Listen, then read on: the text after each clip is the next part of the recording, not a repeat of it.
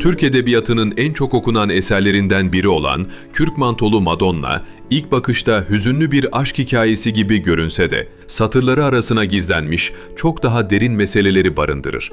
Sabahattin Ali, bu romanında yalnızca iki insanın birbirine duyduğu sevgiyi anlatmaz. İnsan ruhunun anlaşılma arzusunu, toplumun bireyi nasıl görünmez hale getirdiğini ve sessiz insanların taşıdığı ağır yükleri etkileyici bir dille gözler önüne serer. Romanın merkezinde Raif Efendi yer alır.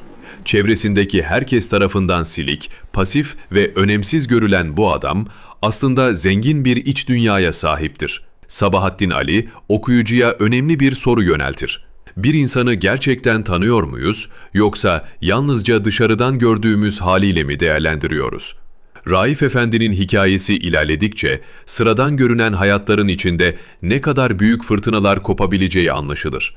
Eserin en dikkat çekici yönlerinden biri karakter inşasıdır. Roman boyunca Raif Efendi yavaş yavaş açılır. Onun geçmişi, kırgınlıkları ve umutları okurun zihninde katman katman şekillenir.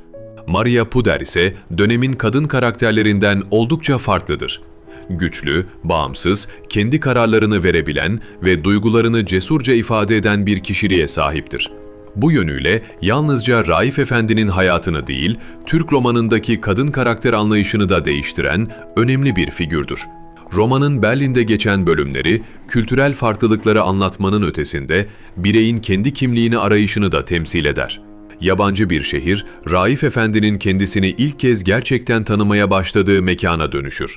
Türkiye'ye döndüğünde ise yaşadığı hayat adeta yavaş yavaş sönen bir insanın hikayesidir.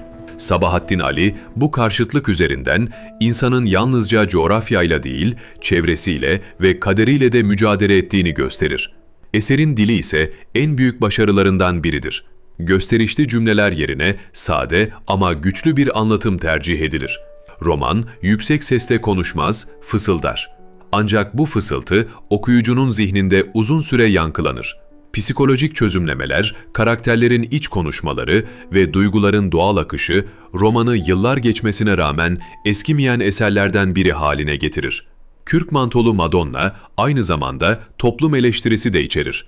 İnsanların birbirini dış görünüşüyle değerlendirmesi, çalışma hayatındaki değersizleştirme, aile içindeki iletişimsizlik ve bireyin yalnızlaştırılması roman boyunca hissedilir.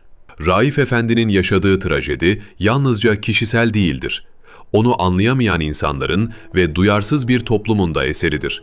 Sabahattin Ali, en büyük acının bazen sevgisizlikten değil, anlaşılmamaktan doğduğunu anlatır. Romanın en güçlü taraflarından biri de duygusallığını abartıya kaçmadan kurabilmesidir.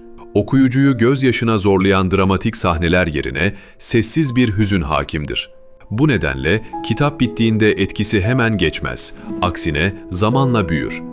Pek çok okur, romanı ikinci kez okuduğunda ilk okumada fark edemediği ayrıntıları keşfeder. Elbette eser kusursuz değildir. Günümüz okuru için anlatım temposu zaman zaman yavaş ilerleyebilir. Olaylardan çok karakterlerin ruh haline odaklanması, hareketli bir kurgu bekleyenleri şaşırtabilir. Ancak romanın gücü tam da buradan gelir. Aksiyondan değil, insan ruhunun derinliklerinden beslenir. Aradan onlarca yıl geçmiş olmasına rağmen Kürk Mantolu Madonna hala güncelliğini koruyor. Çünkü değişen yalnızca zaman. İnsanın yalnızlığı, anlaşılma isteği, sevme ve sevilme arzusu değişmiyor.